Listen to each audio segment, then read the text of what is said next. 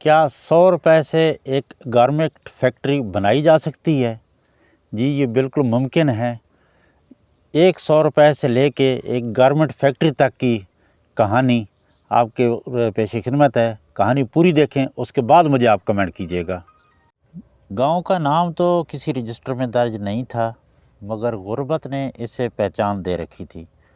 کچی گلیاں، مٹی کے گھر اور شام ہوتے ہی اندھیرا، جیسے سورج بھی یہاں آتے ہوئے گھبراتا ہو۔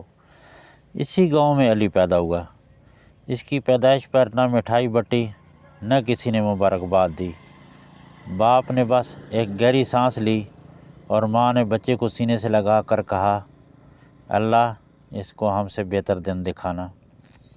علی کا بچپن کھلونوں میں نہیں، کمیوں میں گزرا۔ نئے کپڑے عید پر بھی نہیں ملتے تھے، اور جوتے اس وقت بنتے تھے جب پاؤں میں چھالے پڑ جاتے تھے۔ علی کو اسکول کا خواب تھا، وہ دوسرے بچوں کو دیکھتا تھا اسکول جاتے ہوئے تو وہ چاہتا تھا کہ وہ بھی اسکول جائے، اور وہ ان کے ساتھ اسکول چلا جاتا تھا۔ صبح جلدی اٹھتا اور اسکول چلا جاتا۔ ماں اس کے بالوں میں انگلیوں سے کنگھی کرتی اور کہتی کہ اگر میرا بیٹا پڑھ لکھ گیا تو تجھے مٹی نہیں روکے گی۔ اسکول 3 کلومیٹر دور تھا۔ علی ننگے پاؤں چلتا، سردیوں میں پاؤں سن ہو جاتے اور گرمیوں میں زمین جلتی تھی، مگر جب وہ تختی پر الف بے لکھتا تو سب درد بھول جاتا۔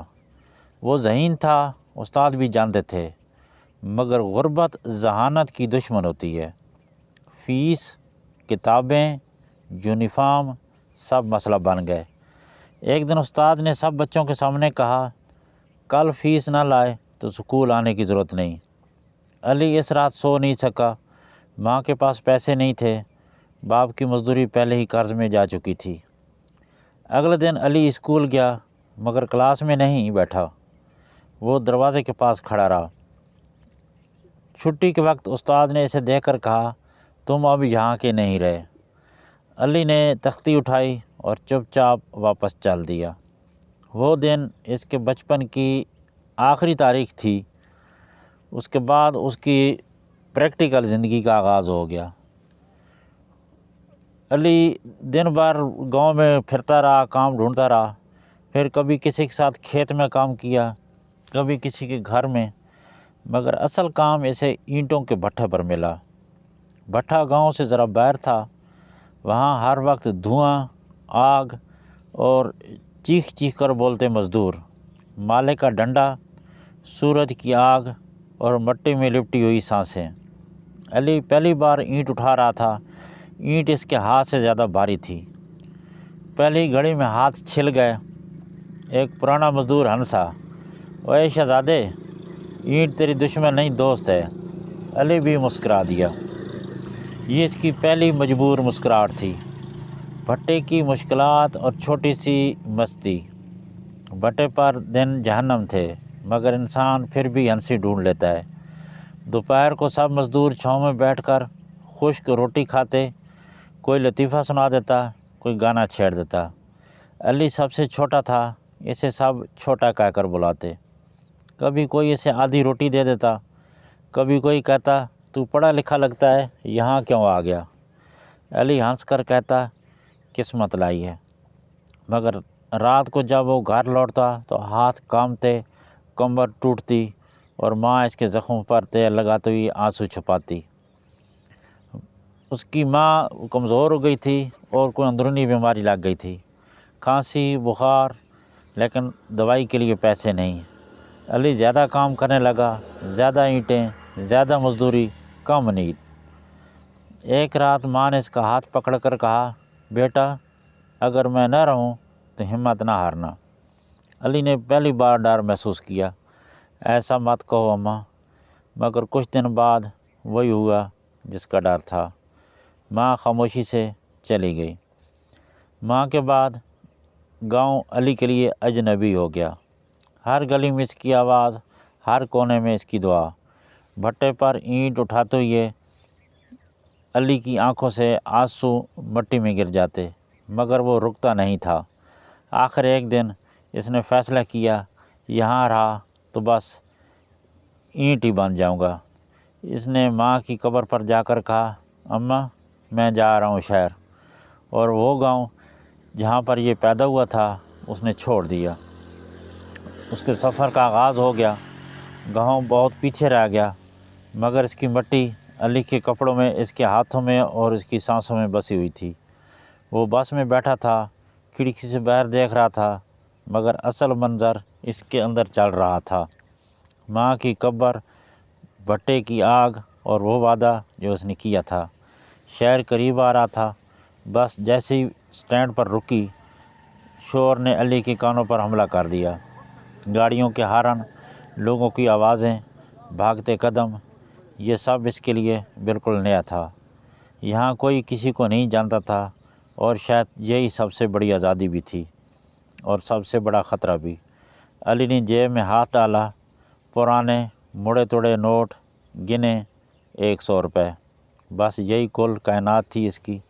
شہر میں پہلی آزمائش بھوک۔ علی پورا دن چلتا رہا، کہیں کام کا پوچھا، کہیں ٹھوکر کھائی، کہیں لوگوں نے دیکھا بھی نہیں۔ دوپہر کب شام میں بدلی اس سے پتہ ہی نہ چلا۔ پیٹ میں اینٹھن شروع ہو چکی تھی، آنکھوں کے آگے اندھیرا سا آنے لگا۔ اچانک اس کی ناک میں خوشبو آئی، دال چاول تازہ روٹی۔ سامنے ایک ہوٹل تھا، علی وہیں رک گیا۔ اس نے بورڈ دیکھا، پورا کھانا 40 روپے۔ اس کے ہاتھ خود بخود جیب کی طرف گئے۔ وہ کھا سکتا تھا آرام سے پیٹ بھر کر، لیکن پھر اس کے ذہن میں ایک آواز گونجی، آج کھا لیا تو کل۔ اسے بھٹے کی وہ رات یاد آ گئی جب اس نے 3 دن بعد روٹی کھائی تھی۔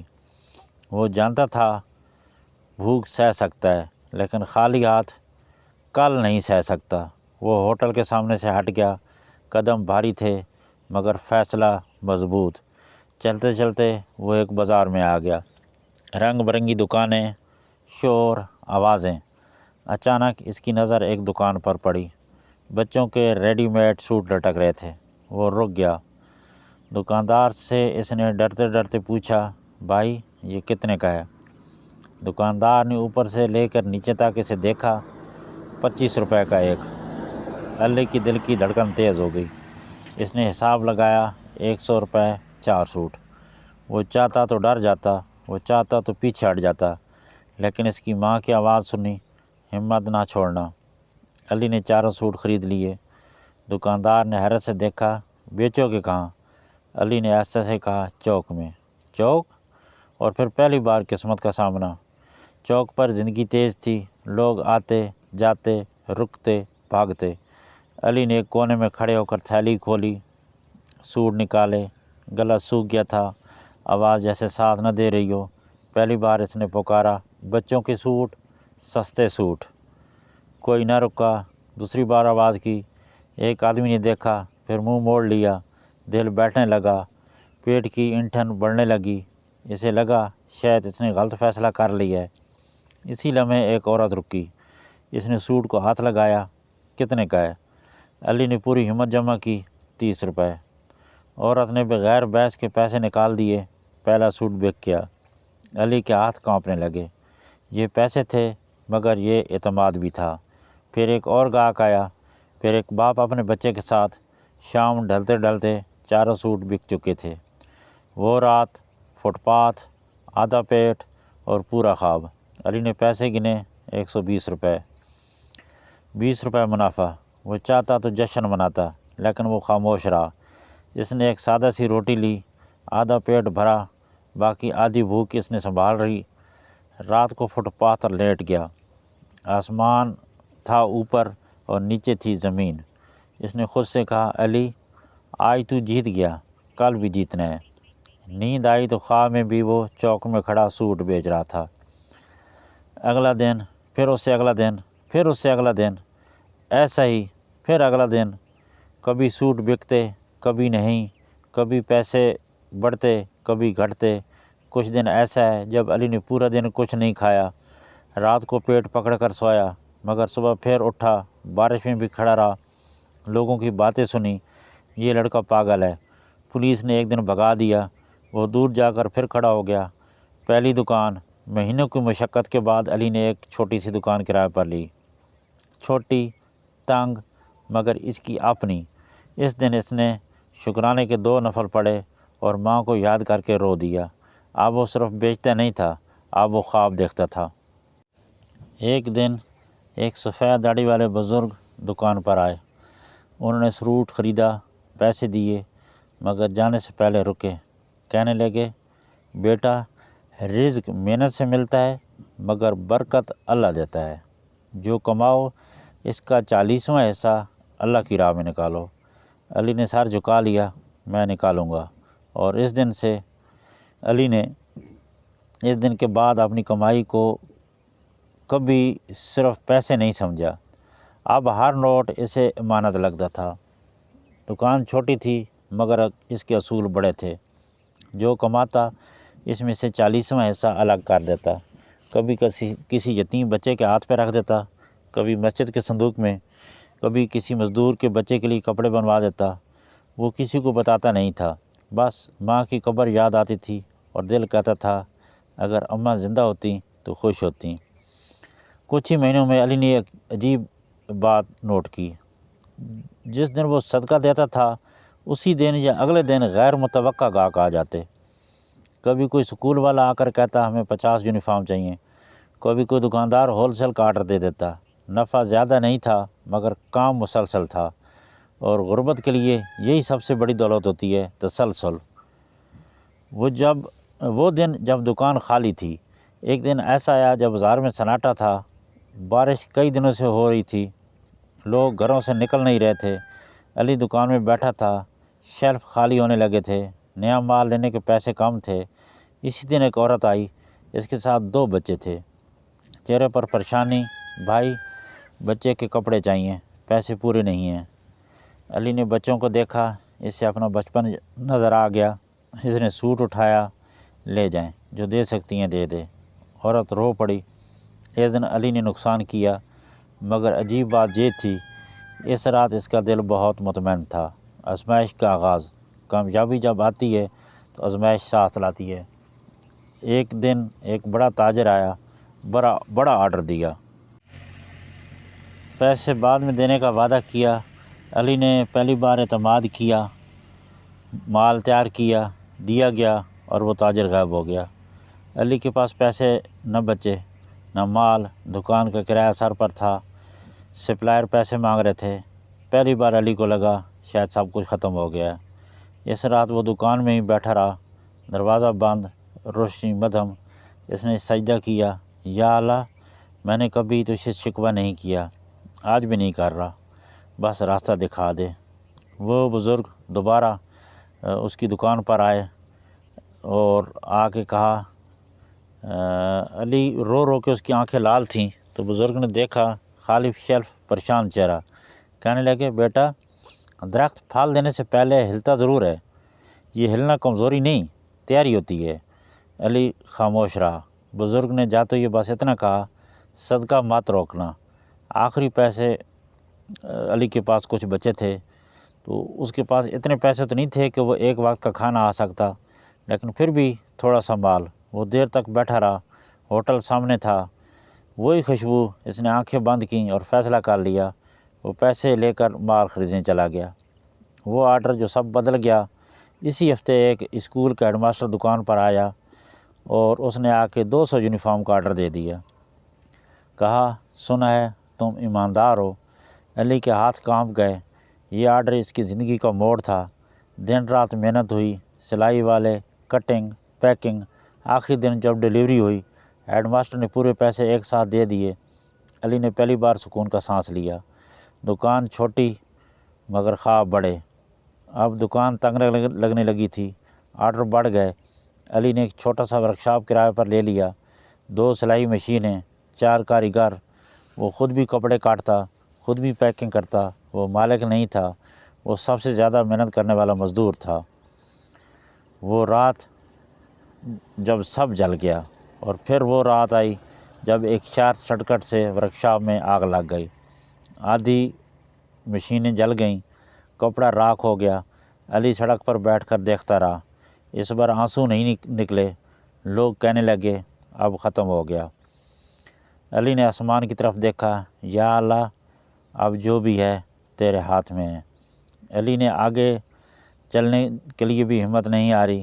اس نے دوبارہ دکان کھولی، محنت دگنی کر دی، روزانہ صبح سے شام تک کام کیے، کبھی کھانے کے لیے وقت نہیں، کبھی نیند کے لیے بھی نہیں، لیکن اب وہ جان چکا تھا صبر اور محنت کے بغیر کچھ حاصل نہیں ہوتا، اور اللہ کی راہ میں نکالا ہوا صدقہ اس کی زندگی میں برکت بڑھ رہا تھا۔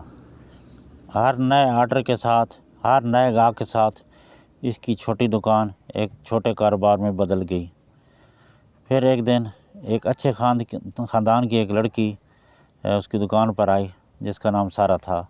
اس نے بھی دکان سے کچھ خریداری کی اور وہ علی کو اچھی لگنے لگی۔ دونوں کی بات چیت ہوئی۔ پھر علی نے سارہ کے والدین سے بات کی، اور سارہ کے والدین جانتے تھے کہ علی ایک محنتی اور ایماندار انسان ہے۔ جب انہوں نے دیکھا کہ علی نہ صرف اپنے کاروبار میں ایماندار ہے بلکہ سماجی خدمت اور صدقہ بھی کرتا ہے، انہوں نے علی کے ساتھ اس کی شادی کی منظوری دے دی۔ شادی کے دن علی نے پہلی بار محسوس کیا کہ زندگی صرف محنت نہیں، خوشیوں کا بھی نام ہے۔ سارہ نے نہ صرف اس کا ساتھ دیا بلکہ اسے ہمت بھی دی کہ وہ اپنے خواب بڑے کرے۔ علی نے اب چھوٹی دکان کو چھوڑ کر ایک چھوٹے ورکشاپ میں بدل دیا۔ 2 سلائی مشینیں بڑھ کر 20 ہو گئی۔ پہلے 4 لوگ کام کرتے تھے، اب کئی مزدور کام کرتے تھے۔ اس نے ہر قدم یاد رکھا، محنت، صبر، صدقہ اور اللہ پر اعتماد۔ اسی ایمان نے اسے وہ مقام دیا جو وہ کبھی سوچ بھی نہ سکتا تھا۔ اب علی ریڈی میڈ گارمنٹس کی فیکٹری کا مالک تھا جس کی مصنوعات پورے شہر میں جانی جاتی تھیں۔ فیکٹری بننے کے بعد بھی مشکلات آئیں، کبھی مشین خراب ہوئی، کبھی مزدوروں سے جھگڑا، کبھی مارکیٹ میں نقصان، مگر علی نے ہر بار سیکھا، صبر کیا اور دوبارہ کھڑا ہوا۔ وہ جانتا تھا کہ اصل کامیابی میں صرف مال دولت نہیں بلکہ حوصلہ اور ایمان میں ہے۔ علی ہمیشہ 40واں حصہ اللہ کی راہ میں نکالتا رہا۔ یہی وہ راز تھا جس نے اسے دوسروں سے الگ بنایا۔ ہر صدقہ کے بعد آرڈر بڑھتے، ہر مشکل کے بعد حل آتا، ہر نقصان کے بعد نفع دگنا ہوتا۔ علی کا دل اب بھی گاؤں کے بچوں کی یاد میں دھڑکتا تھا۔ وہ جانتا تھا کہ اگر بچپن میں اس نے محنت اور صبر سیکھا نہ ہوتا تو آج وہ یہاں نہ ہوتا۔ علی نے اپنے کاروبار سے نہ صرف خود کو بلکہ دوسروں کو بھی مضبوط بنایا، مزدوروں کو روزگار دیا، یتیم بچوں کو کپڑے دیے، گاؤں میں اسکول بنوایا۔ اس نے اپنی زندگی کا سب سے بڑا سبق یاد رکھا۔ اس نے کبھی قسمت یا لاٹری پہ نہیں کیا، کبھی پرائز بانڈ نہیں خریدے، لیکن ہمیشہ اپنی محنت پہ یقین رکھا۔ علی کی کہانی ہمیں یہ سکھاتی ہے کہ غربت اور بھوک کبھی انسان کی ہمت کو شکست نہیں دے سکتی۔ محنت، صبر، صدقہ اور ایمان وہ راستہ ہیں جو انسان کو مٹی سے سونا تک لے جاتے ہیں۔ اب علی ایک کامیاب کاروباری تھا بلکہ ایک بہادر، ایماندار اور دوسروں کے لیے روشنی بننے والا انسان تھا، اور اس کی زندگی کے ہر لمحے میں یہ سبق چھپا تھا: کامیابی کا اصل معیار صرف مال نہیں بلکہ انسانیت اور ایمان ہے۔ تو دوستو، اگر میری یہ کہانی اگر آپ کو اچھی لگی ہو تو آپ نے مجھے سبسکرائب کر دینا ہے اور لائک بھی دے دینا ہے تاکہ میں مزید اچھی ویڈیوز آپ کے لیے لاتا رہوں۔ بہت بہت شکریہ۔